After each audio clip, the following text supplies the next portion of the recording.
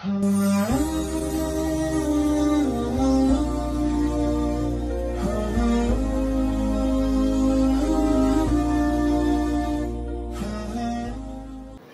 tahu itu akan digunakan dengan sebaik-baiknya. Dan Allah tahu itu yang Dia butuhkan, bukan itu yang diinginkan. Kadang-kadang kita terjebak dengan apa yang kita inginkan, bukan apa yang kita butuhkan. Kita ingin saja, padahal kita nggak butuh. Buktinya punya sepatu 5, padahal butuhnya 2, butuhnya 1. Punya peci, kopi ada 10, padahal butuhnya 2. Batik ada 15, padahal dipakainya cuma 2, 3. Ya, karena kita ini terjebak kepada apa yang kita inginkan, bukan apa yang kita butuhkan. Kalau Allah akan memberikan kita tuh apa yang kita butuhkan, bukan apa yang kita inginkan. Allah akan memberikan kepada kita apa yang kita butuhkan, dan Allah tahu apa yang kita butuhkan. Dan Allah tidak akan memberikan apa yang kita inginkan. Kalau yang kita inginkan terus Allah berikan, nah, jangan-jangan itu mencelakakanmu, kata Allah SWT. Maka aku nggak berikan.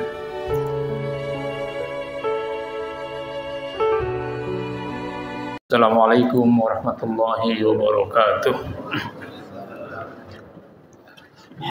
Daratil mukarramin wal mu'takifin, hadirin jamaah Masjid Nurul Huda yang senantiasa Allah muliakan.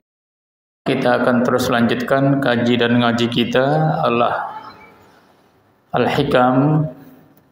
Beberapa waktu yang lalu atau hari Ahad lalu kita sudah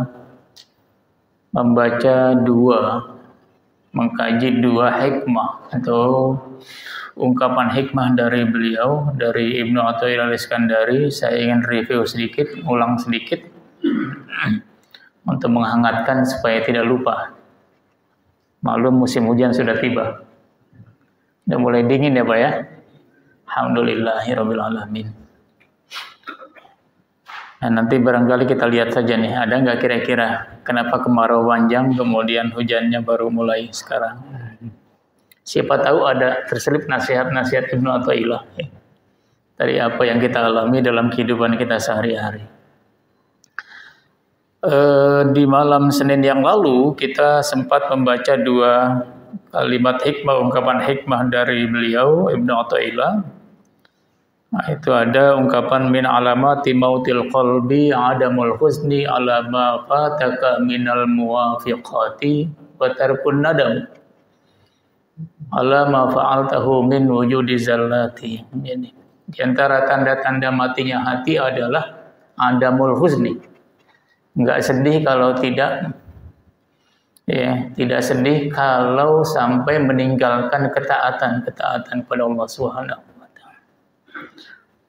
Enggak salat jamaah enggak sedih gitu ya. Enggak baca Quran enggak sedih. Enggak puasa sunnah enggak sedih, enggak salat tahajud enggak sedih. Kok enggak sedih? Iya, biasa aja. Nah, itu tanda-tanda matinya hati. Jadi ketaatan-ketaatan yang tidak dilakukan, yang terlewatkan, ya, kemudian jiwa kita tidak merasa sedih atau tidak merasa ada apa-apa, ya, tidak ada kerugian, maka itu kata beliau salah satu tanda matinya hati. Jadi kalau kita merasa, aduh sedih banget hari ini, gak bisa salat jamaah ke masjid, nah itu tanda-tanda hatinya hidup. Artinya apa? Besok jangan sampai nggak lagi jalan jamaah ke masjid. Harus salat jamaah ke masjid. Ya Allah, luar biasa hari ini. Sedih banget ya. Karena tadi malam nggak sempat salat tahajud. Salat tahajud itu salah bentuk ketaatan kita kepada Allah Subhanahu wa taala.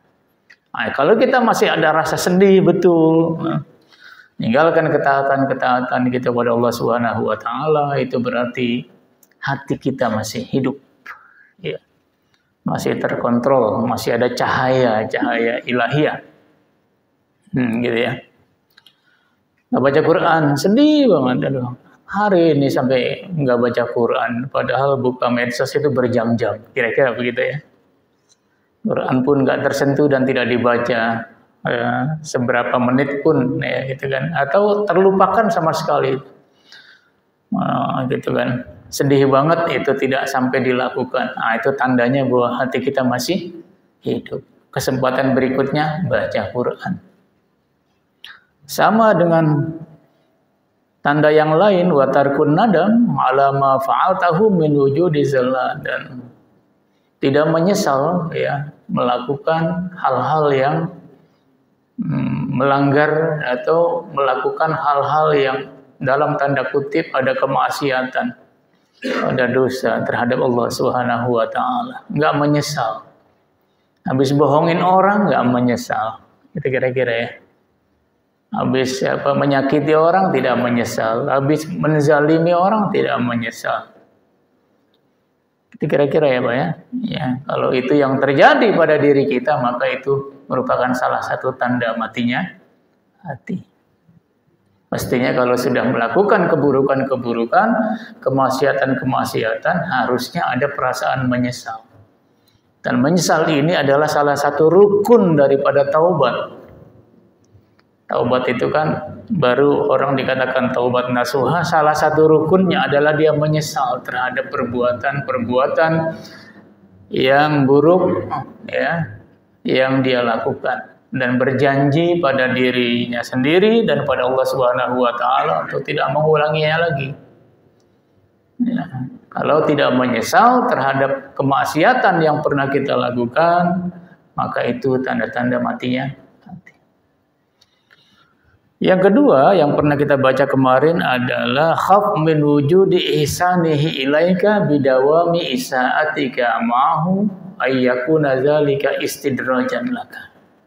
Khawatirlah, kata Ibnu Athaillah, khaf min wujudi ihsanihi ilaika, dari kebaikan-kebaikan Allah yang terus Allah cucurkan, anugerahkan kepadamu, bidawami isaatika ma'ahu. Sementara bersamaan dengan Allah terus anugerahkan nikmat, anugerahkan segala macam kebutuhan pada kita.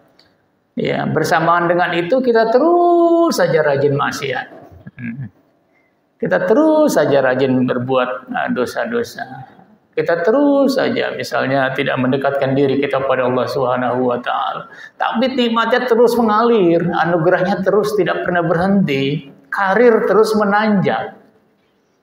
Itu kira-kira. Kerjaan terus bagus, ya, segala cita-cita dan harapan terus tercapai. Padahal di tengah-tengah itu kita jauh dari Allah Subhanahu wa taala. Ya, Quran jarang, tahajud enggak dilakukan, puasa sunnah ogah, ke masjid salat jamaah juga bisa dihitung. Tapi luar biasa Allah terus berikan nikmat yang luar biasa yang tidak pernah berhenti. Yang orang lain gak terima Allah berikan pada kita. Padahal kita di tengah-tengah nikmat yang luar biasa itu, kedekatan kita pada Allah Subhanahu wa taala dalam tanda kutip, dalam tanda tanya. Malah justru banyak kemaksiatan, keburukan-keburukan yang kita lakukan. Kalau itu terjadi pada diri kita, kata Ibnu Athaillah Iskandari, hati-hati. Hati-hati dengan khaf min wujudi ihsanihi ilaika. Hati-hati, khawatirlah ya, ini sedang diulur, sedang diistidraj namanya. Bukan tidak mungkin satu ketika Allah akan cut langsung, tutup langsung, tiba-tiba baghtatan ya, tanpa ada tanpa ada prolognya, tanpa ada pembukaannya. Ya, tanpa ada pendahuluannya, tiba-tiba pet. Ya. Karena nggak sadar-sadar sih, karena tidak menyadari dirinya kalau dia sedang diberikan nikmat di tengah-tengah kemaksiatan yang sedang dia lakukan. Saya mencontohkan ya, orang kalau dia pedagang, omsetnya, pelanggannya luar biasa terus meningkat. Padahal dia berdagang sambil berdusta, sambil berbohong, gitu kan ya.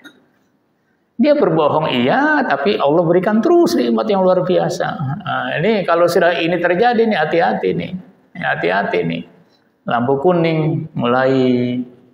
Nanti satu ketika lampu kuning nggak disadari oleh seseorang ini, maka bukan tidak mungkin lampu merah Allah turunkan.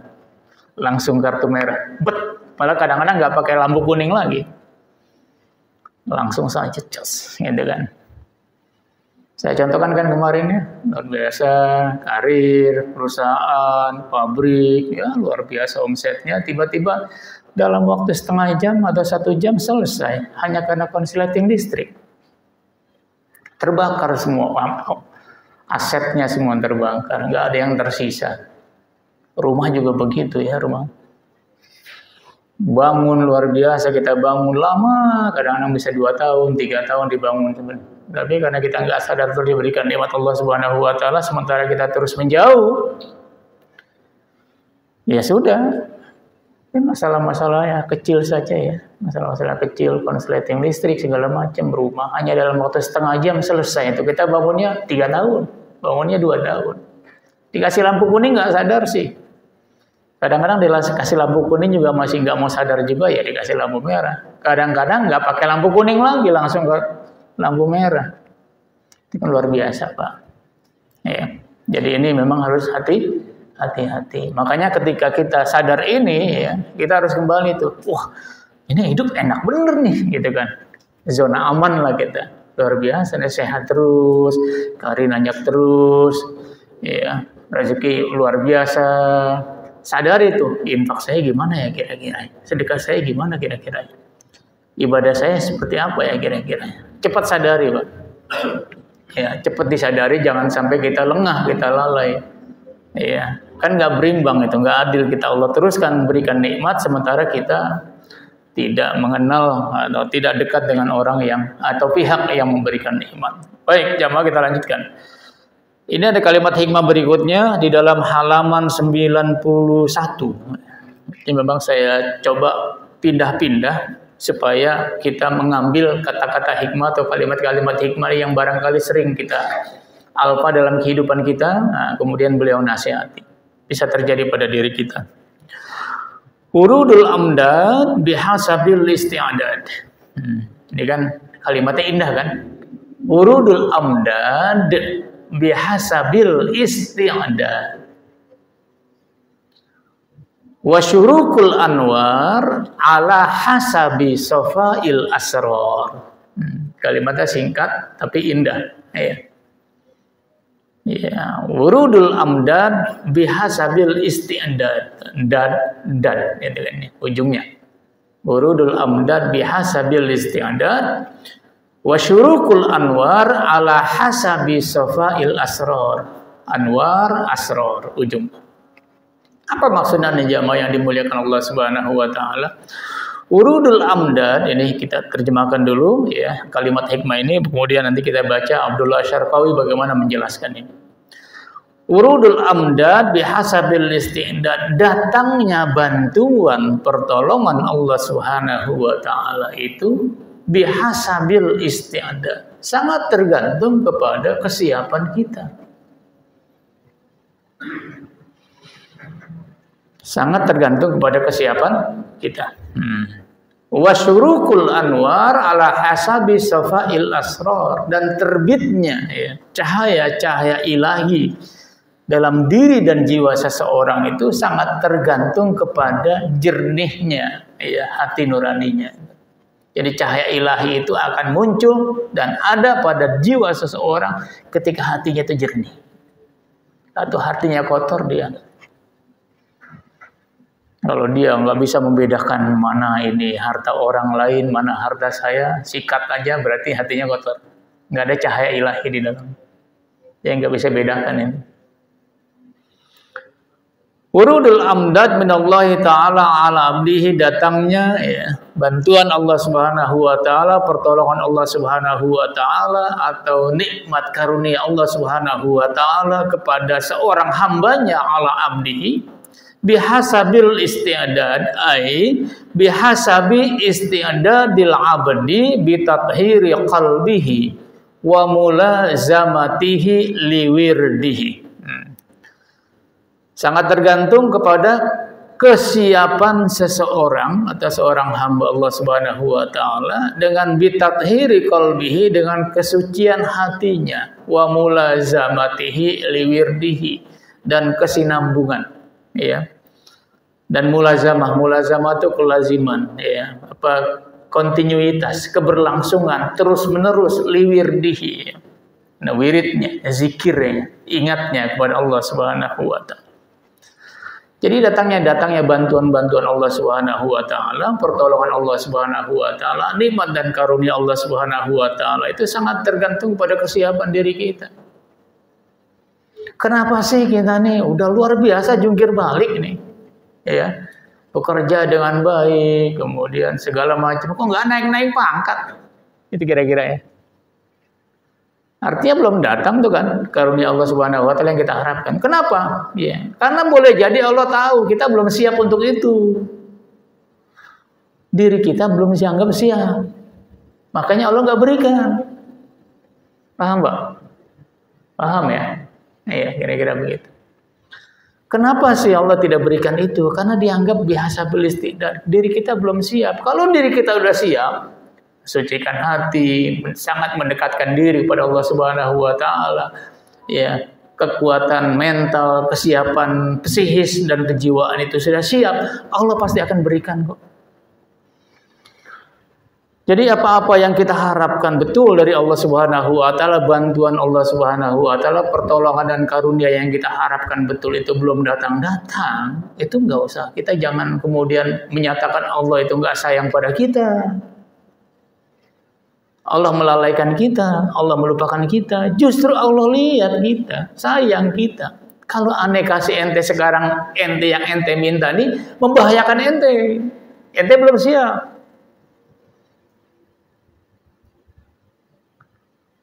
Paham nggak Pak kira-kira Pak? Paham ya? Iya. Aneh kasih kekayaan ente nih miliaran sekarang. Iya. Kalau aneh kasih sekarang, kata Allah Subhanahu wa taala, sebenarnya aneh mencelakakan ente. Kenapa mencelakakan ente? Nanti ente bisa salah gunakan tuh. Aneh tahu kata Allah Subhanahu wa taala, ente belum siap, makanya aneh enggak kasih sekarang. Begitulah kira-kira, Pak. Urudul imdad ala bihasabil isti'dad. Bihasabil isti'dad. Kenapa dagang masih gini-gini aja sementara orang lain sudah luar biasa? Ya udah syukuri aja dulu seperti yang gini-gini itu. Jangan banyak mengeluh, jangan banyak kemudian memprotes Allah Subhanahu wa taala. Kenapa belum maju-maju nih? Padahal sudah ikhtiarnya luar biasa nih. Yang tahu tentang kita siapa? Allah. Allah berikan cepat, ya. Allah yang tahu. Kalau aku berikan cepat, kau cepat-cepat naik, aku nggak siap. Nggak siap mental, nggak siap sikap. Jadi orang yang sombong, jadi orang yang angkuh, jadi pimpinan, jadi atasan yang luar biasa, gitu kan. Kan gitu Pak ya. Oke, kalau kita punya anak, ya, mau anak kita perempuan maupun, udah lama nih, udah lama kok nggak punya anak, kira-kira begitu ya. Udah kesana kemari masih belum juga diberikan momongan. Ini Pak, urudul amdad bihasabil isti'dad. Allah tahu, nih si ibu belum siap nih. Kalau aku kasih momongan bayi dia belum siap. Kalau aku kasih misalnya suaminya nih gitu kan, dengan momongannya dia belum siap. Sibuk terus kok tiap hari, sibuk kantor luar biasa. Pergi terus tinggalkan rumah, tugasnya kemana-mana. Suaminya juga begitu, banyak tugas jarang pulang. Nanti kalau punya anak gimana nih? Gitu kira-kira ya. Allah tahu itu. Kok nggak dikasih-kasih? Gak usah ngeluh tuh yang model-model begitu. Jangan-jangan memang si anak ini, orang ini belum siap untuk itu. Anak kita belum siap untuk punya cucu, tuh punya anak. Dititipkan anak tuh bisa jadi belum siap. Urudul imdad bihasabil isti'dad. Buktinya orang yang kadang-kadang sudah 15 tahun baru dikasih anak ya Pak. Artinya apa? Allah tahu, oh dia udah siap, aku berikan sekarang. Udah siap, udah jungkir balik dalam kehidupan tuh, udah punya pengalaman, udah juga berpengalaman dari pengalaman orang lain, udah banyak belajar juga tentang dunia bagaimana mengurus anak dengan baik, karena itu amanah Allah Subhanahu wa taala, baru aku berikan. Ya. Ada yang udah 15 tahun, ada yang udah 30 tahun. Nabi-nabi itu banyak yang udah sepuh-sepuh baru dikasih anak itu. Gitu ya. Jadi memang urudul imdad bihasabil isti'dad. Nah, inilah kemudian yang sebenarnya ada kajian di dalam tafsir misalnya tentang ud'uni astajib lakum. Iya kan? Doa kepadaku, aku pasti akan berikan. Aku akan ya. Wa idza sa'alaka ibadi anni fa inni qarib ujibu da'watad da'i idza da'an falyastajibu li wal yu'minu bi la'allahum yarsyudun. Kalau berdoa, kalau Allah katakan di dalam Al-Qur'an itu pasti aku kabulkan. Kalau kita katakan doa kita belum dikabul-kabulkan dan kemudian kita menyatakan bahwa Allah melalaikan kita, tidak sayang pada kita, salah Pak, bukan begitu. Ini dia jawabannya nih Ibnu Athaillah Al-Iskandari, wurudul imdad bihasabil istidad. Salah, doa kita belum diijabah oleh Allah Subhanahu wa taala, itu mungkin juga Allah sudah sudah sangat mengerti, ya. Ini belum tepat nih doa yang kau minta nih aku ijabah model begini nih. Jangan sekarang, nanti ya. Kadang-kadang kita udah lupa dengan doa itu baru Allah ijabah. Kita udah lupa, kita udah nggak doa-doa lagi. Doa itu yang kita harapkan tadi. Udah lupa lah, udah capek kita kira-kira doa kok. Udah lupa. Nanti tahu-tahu 30 tahun kemudian baru muncul. Loh ini dia yang dulu saya berdoa. Udah lama banget baru sekarang dikasih. Itu dia Pak. Allah tahu kesiapan kita kapan. Jadi kalau sekarang ditunda-tunda itu oleh Allah Subhanahu wa taala karena Allah tahu kita. Ya, kita ciptaannya. Ya, jadi Allah tahu karena Allah yang menciptakan kita. Tahu di mana posisi kita, jiwa kita, situasi psikologis kita, Allah tahu. Jadi doa itu prinsipnya ya, itu tidak ada yang tidak diterima Allah Subhanahu wa taala. Cuma cara Allah menerima yang berbeda-beda. Ada yang dibayar cash. Kenapa dibayar cash? Karena dianggap dia udah siap. Allah tahu dia udah siap. Kau minta sekarang ini aku kasih. Kau minta sekarang ini aku kasih. Kau nggak minta pun aku tahu. Kau butuh itu aku kasih. Banyak tuh para masai, para tokoh-tokoh sufi yang hatinya sangat bersih-bersih, ngurus santri dan lain sebagainya. Nggak minta pada Allah Subhanahu wa taala. Nggak menadahkan tangan, Pak. Tapi Allah tahu hatinya butuh apa. Allah berikan, nggak minta diberikan. Ada yang minta ia berharap dibayar cash, iya. Jadi memang ijabah itu bisa macam-macam. Pertama boleh jadi bisa dibayar cash karena dianggap dia sudah siap untuk itu. Allah tahu dia sudah siap. Dan Allah tahu itu akan digunakan dengan sebaik-baiknya. Dan Allah tahu itu yang dia butuhkan, bukan itu yang diinginkan. Kadang-kadang kita terjebakkan dengan apa yang kita inginkan, bukan apa yang kita butuhkan. Kita ingin saja, padahal kita nggak butuh. Buktinya punya sepatu 5, padahal butuhnya 2, butuhnya 1. Punya peci, kopi ada 10, padahal butuhnya 2. Batik ada 15, padahal dipakainya cuma 2, 3. Ya, karena kita ini terjebak kepada apa yang kita inginkan, bukan apa yang kita butuhkan. Kalau Allah akan memberikan kita tuh apa yang kita butuhkan, bukan apa yang kita inginkan. Paham, Pak? Paham ya kira-kira. Allah akan memberikan kepada kita apa yang kita butuhkan dan Allah tahu apa yang kita butuhkan. Dan Allah tidak akan memberikan apa yang kita inginkan. Kalau yang kita inginkan terus Allah berikan, ya, jangan-jangan itu mencelakakanmu kata Allah Subhanahu. Maka aku nggak berikan. Yang aku berikan adalah yang kau butuhkan. Ya, yang dibutuhkan itu ada yang dibayar cash saat itu juga. Ya, yang dibutuhkan itu ada yang ditunda dulu. Ya kau butuh, aku tahu kau butuh. Tapi jangan sekarang ya. Gitu kira-kira lah. Aku tahu kau butuh, tapi jangan sekarang. Kau belum siap nih mentalnya, belum siap nih jiwanya, belum siap nih hatinya. Ya. Maka aku nggak kasih sekarang, aku nggak bayar cash, aku tunda dulu lah. Cuma kita ini kadang-kadang kan suka lupa tuh. Dulu kita menggebu-gebu baca doa itu. Gitu udah lama, udah kecapean, kayaknya nggak dikabul-kabul oleh Allah Subhanahu Wa Taala seperti gitu. Kita udah lupa tuh, nggak baca itu lagi. Karena saking capeknya, saking lamanya kita nggak baca lagi. Tapi begitu 15 tahun kemudian baru Allah datangkan itu. Kita kaget, loh kok ini? Oh ini yang dulu saya minta. Berarti ditunda tuh Pak. Ditunda, jangan saat itu dulu. diberikan. Karena Allah tahu bukan saat itu kau butuh. Kau baru ingin saat itu. Nanti aku tahu kau butuh pada 15 tahun kemudian, baru 15 tahun kemudian diberikan. Ya Pak ya, kira-kira begitu. Urudul imdad bihasabil isti'adad. Atau bukan di cash, bukan ditunda, tapi diganti. Diganti yang lain. Kita mintanya aqua botol, digantinya yang lain. Aqua botol digantinya aqua gelas. Aqua bukan mereknya apa, takut promosi nanti ini soalnya ada. Oke. Kita mintanya yang botol gede, ya Allah, tapi diganti, bukan botol gede yang kau butuh, botol kecil yang kau butuh.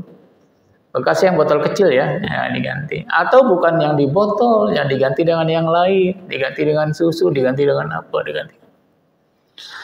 Kita minta naik pangkat segala macam, naik pangkat, naik kedudukan, naik jabatan, enggak lah, aku enggak kasih. Gantilah kau nanti kalau aku kasih kau enggak siap, lo sombong kali kau nanti, congkak lagi nanti, menginjak-injak orang, menzalimi orang lain, lupa malah ke masjid. Itu kira-kira salah jamaah. Pengajian juga nanti malah jarang hadir, kira-kira begitu. Janganlah, aku nggak kasih itu, aku kasih yang lain aja. Ya sudah, kau sehat aja ya, terus nggak sakit, sehat terus, sehat.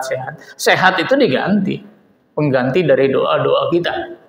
Kalau kita mau sadar begitu, Pak. Kalau kita mau sadar begitu, anak-anak kita juga anak-anak yang soleh-soleh, nurut-nurut, nggak pakai disuruh ngaji sendiri, nggak pakai disuruh berjalan ke masjid, ikut jamaah ke masjid sendiri. Malah orang tuanya nggak ke masjid, dia nyelonong sendiri. Itu juga luar biasa, Pak.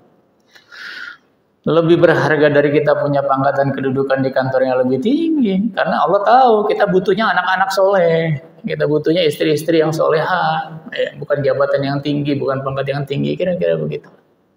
Jadi bisa dibayar cash, bisa ditunda, bisa diganti dengan yang lain. Itulah penjelasannya Ibnu Athaillah Al-Iskandari, urudul imdad bihasabil isti'dad. Datangnya pertolongan, bantuan, karunia atau apapun yang diharapkan oleh seorang hamba, al-abd itu bihasabil isti'dad, sangat tergantung kepada kesiapan.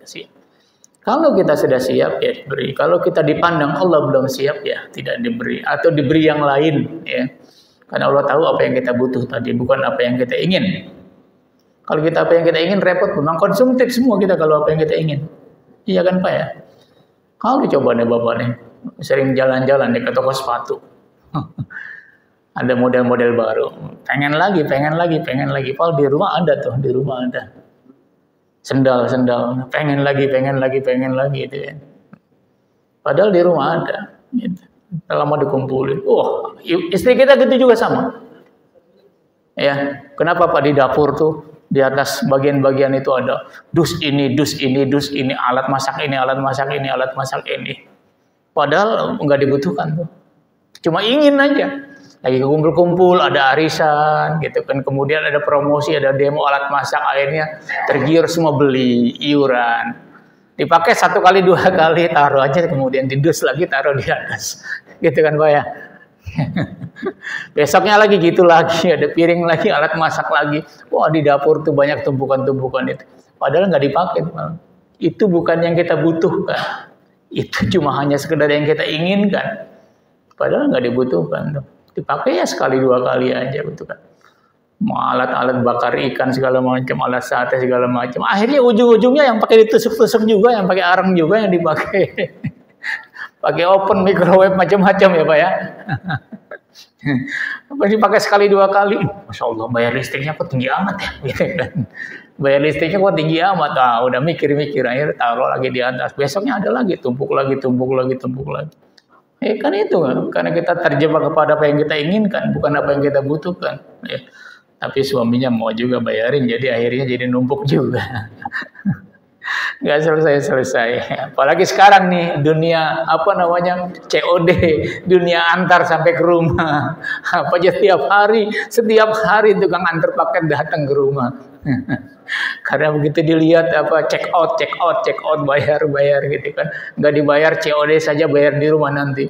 Wah, tukang paket sampai apal dia rumah si nomor sekian ini. Tiap hari dianterin paketnya. Karena terjebak apa yang diinginkan, bukan apa yang dibutuhkan. Tapi Allah tahu apa yang dibutuhkan. Allah akan berikan apa yang dibutuhkan, bukan apa yang diinginkan.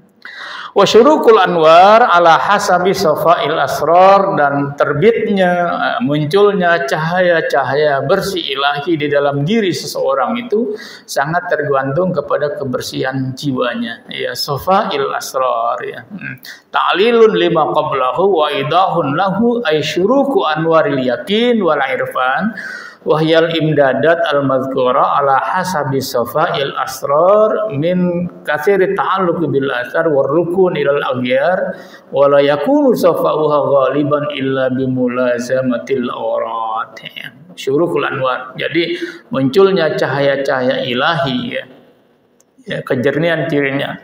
Cahaya-cahaya ilahi itu sangat tergantung kepada bersihnya jiwa hati seseorang itu.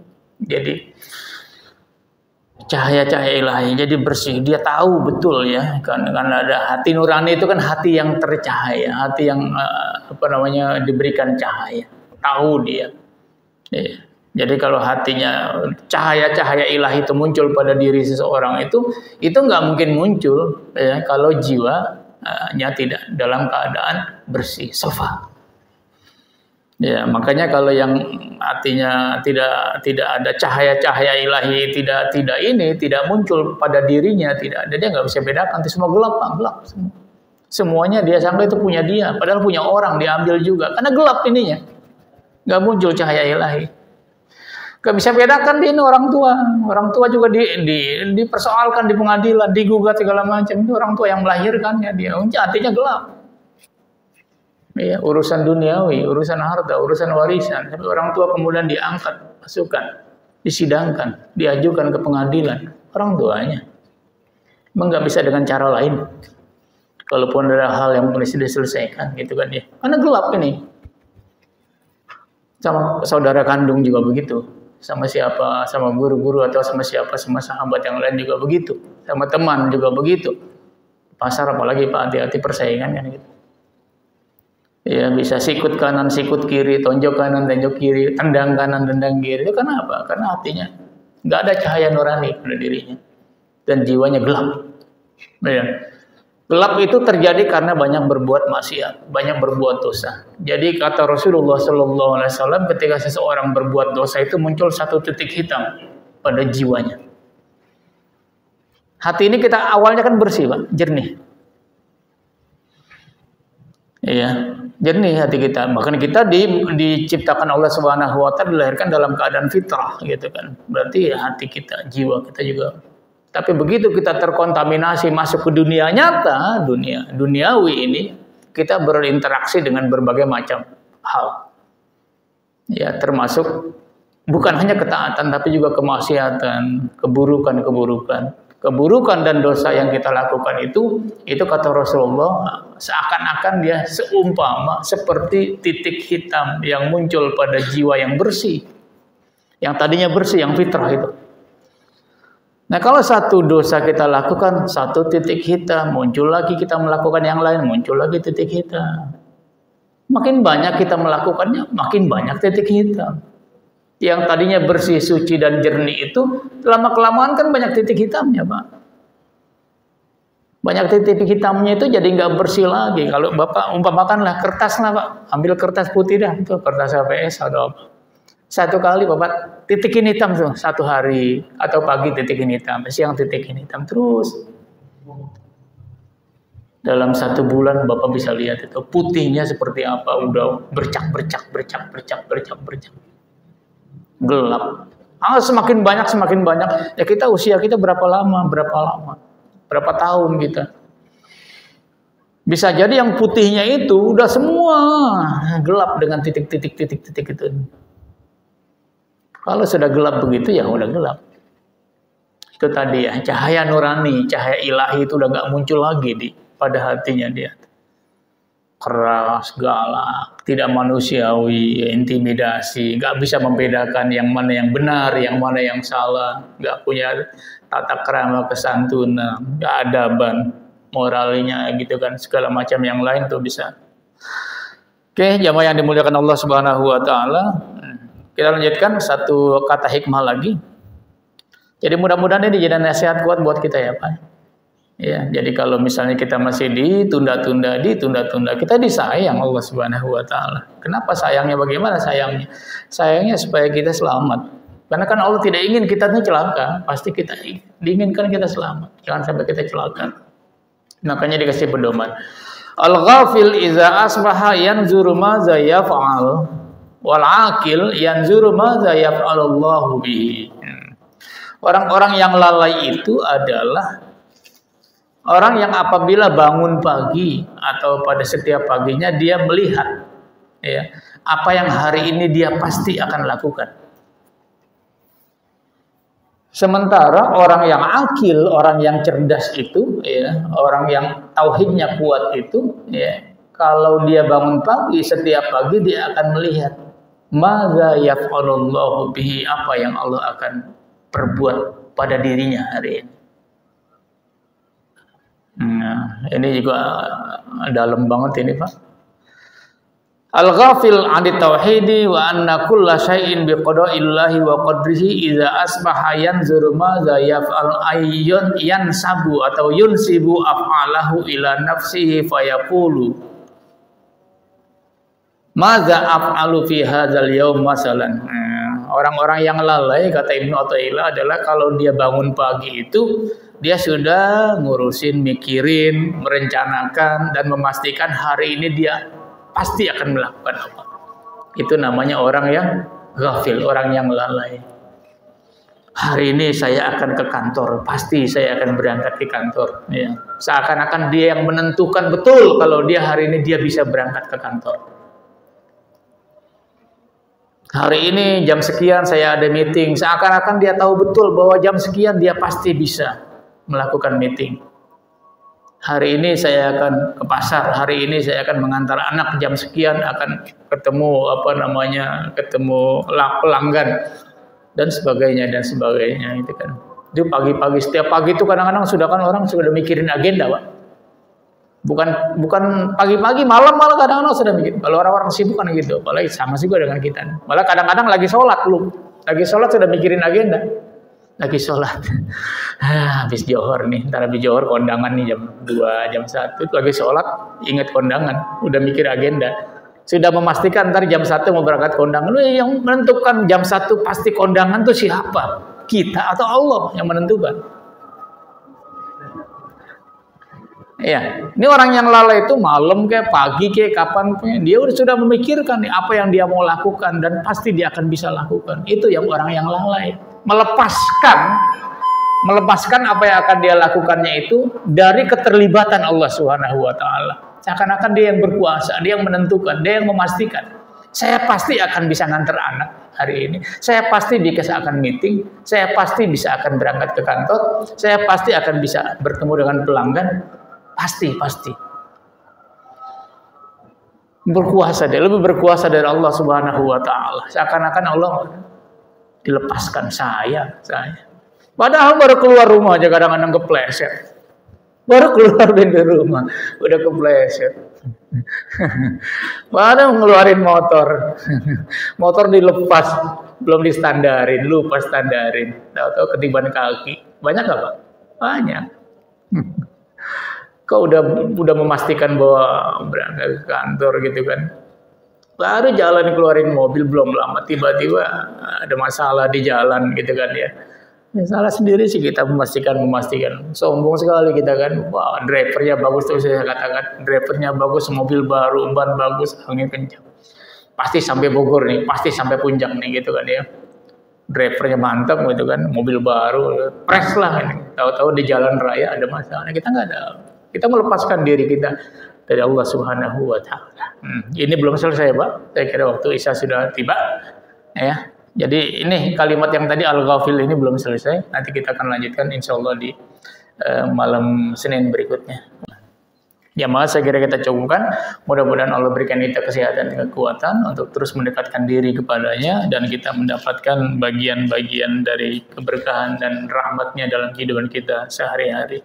Kita akhiri dengan sama-sama baca doa kafaratul majelis. Subhanakallahumma wa Wa bihamdika asyhadu an la ilaha illa anta astaghfiruka wa atubu ilaik. Assalamualaikum warahmatullahi wabarakatuh.